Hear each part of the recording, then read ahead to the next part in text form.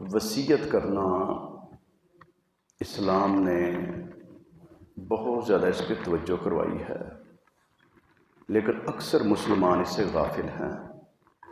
زندگی کا کوئی پتہ نہیں کب ختم ہو جائے۔ وصیت یا تو تحریر کر دینی چاہیے یا کسی گواہ کی موجودگی میں بتا دینا چاہیے، اور بہترین وصیت پیارے پیغمبر جناب محمد رسول اللہ صلی اللہ علیہ وسلم کی ہے، اور ان کے بعد سیدنا ابو عبیدہ ابن الجراح رضی اللہ تعالیٰ عنہ کی۔ قریب کئی اموات ہو چکی ہیں، آخری سانسیں ہیں۔ معاذ بن جبل رضی اللہ تعالیٰ عنہ کو حکم دیتے ہیں کہ سارے ماتحتوں کو اکٹھا کرو۔ ان کے سامنے آپ کہتے ہیں کہ نماز کا خیال کرنا، کیونکہ جنگ کے محاذ پہ نماز کا اہتمام کرنا بڑا مشکل ہے۔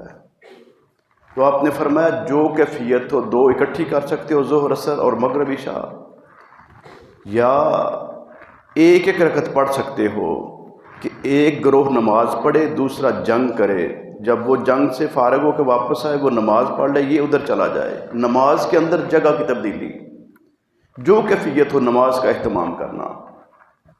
دوسرا فرمایا روزے کا بھی اہتمام کرنا۔ اب جنگ کے اندر بڑا مشکل ہوتا ہے، بھوک پیاس، مزید ترغیب دی بھی روزے رکھنے ہیں۔